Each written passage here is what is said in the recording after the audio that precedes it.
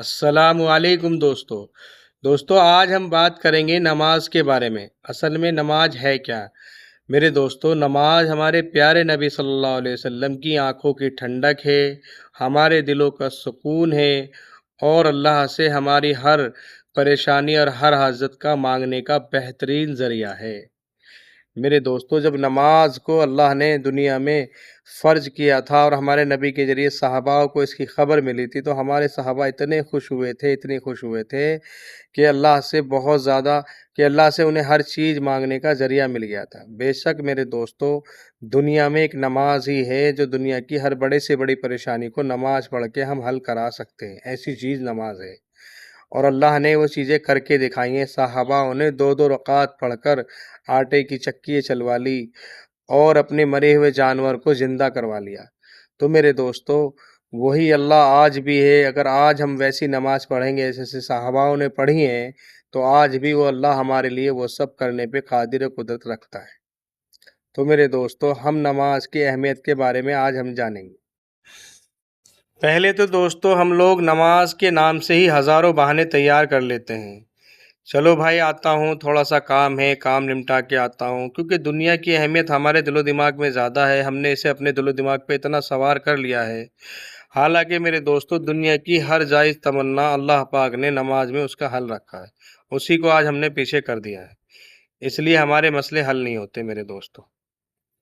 اور اللہ کرے ہم سب مسجد پہنچ بھی جائیں، اللہ ہمیں اپنی مسجد کے لیے قبول فرما لے، تو پھر وہاں جا کے ہماری نمازیں کیسی ہوتی ہیں یہ ہم سب جانتے ہیں کہ ہم نے دل و دماغ میں دنیا کو اتنا سوار کر رکھا ہے کہ وہی کیسٹ گھومتی رہتی ہے نماز کے اندر بھی۔ اس کا لینا ہے، اس کا دینا ہے، اس سے یہ کرنا ہے، اس سے فلاں بات سے یہ جانا ہے۔ اللہ ہم سب کی اس چیز سے حفاظت فرما۔ تو میرے دوستو، ایسی نمازوں کا بھی کوئی فائدہ نہیں ہوتا، وہ نماز ہمارے منہ پہ واپس پھینک دی جاتی ہے۔ اس سے ہم سب کو بچنا ہے۔ اللہ پاک ہماری سب کی حفاظت فرمائے۔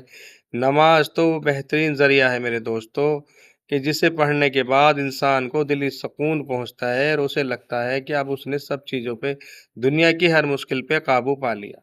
جو دل سے نماز پڑھتا ہے اسے واقعی یہ احساس ہوتا ہے۔ آپ کبھی پڑھ کے دیکھنا، جب بھی آپ نماز کے لیے کھڑے ہوں اور اللہ کے لیے سامنے آگے کھڑے ہوں، تو نیت باندھتے ہی، اللہ اکبر کہتے ہی یہ نیت کریں، یہ دل میں خیال لائیں کہ اب میں نے دنیا کی ہر چیز کو پیچھے چھوڑ دیا ہے، اب میں صرف اور صرف اپنے مالک اور اپنے خالق اور اپنے پالنے والے کے آگے کھڑا ہوں۔ یہ نیت کریں۔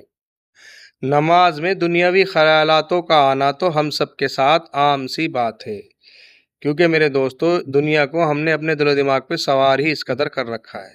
اللہ اس سے ہماری حفاظت فرمائے۔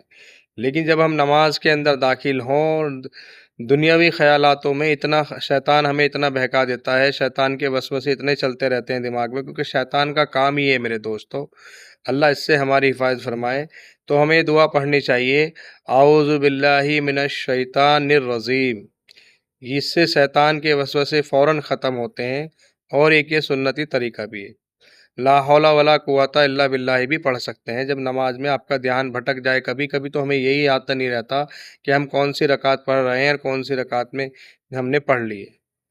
تو اور ایک بات اور دھیان رکھیں میرے دوستو، اس دنیا کے ہر چیز کا اور ہر مسئلے کا اور ہماری پورے زندگی کا مسئلے کا حل صرف اور صرف نماز ہے، نماز ہے، نماز ہے۔ تو اس لیے نماز کو کبھی بھی چھوڑنا نہیں ہے۔ انشاءاللہ ہم سب کو اللہ پاک وقار اور سچا نمازی بنائے، کیونکہ ہم نماز سے ہی اپنی ساری ضرورتیں پوری کرنے والے بنیں گے انشاءاللہ، اور نماز ہی ہماری ضرورتوں کو پوری کرنے کا ذریعہ ہے۔ نماز میں مٹھاس اور دھیان لانے کے لیے دعا اکثر پڑھا کریں۔ جیسے کوئی بھی ایک دعا، میں اپنی مسنون دعا اپنی ویڈیو میں ضرور بتاتا ہوں آپ کو معنوں کے ساتھ۔ تو آج کی دعا یہ ہے، اللہم اعنا ولا ذکرکا و شکرکا و حسن عبادتکا۔ اس کا ترجمہ یہ ہے، میری مدد فرما اپنا ذکر کرنے میں، اپنا شکر ادا کرنے میں اور اچھی طرح تیری عبادت کرنے میں۔ یہ پورے معنی ہیں۔ تو میرے دوستو، جب ہم یہ دعا پڑھیں گے تو انشاءاللہ ہماری نماز میں ہمیں سکون ملے گا اور ہماری نمازیں ویسی بنیں گی جیسی ہونی چاہیے۔ تو کمنٹ میں آمین ضرور لکھیں، اور اس جانکاری کو لوگوں تک زیادہ سے زیادہ شیئر کریں، اور اپنے بھائی کو ایسی جانکاریوں کے لیے لائک کریں، سبسکرائب کریں، اپنی دعاؤں میں یاد رکھیں۔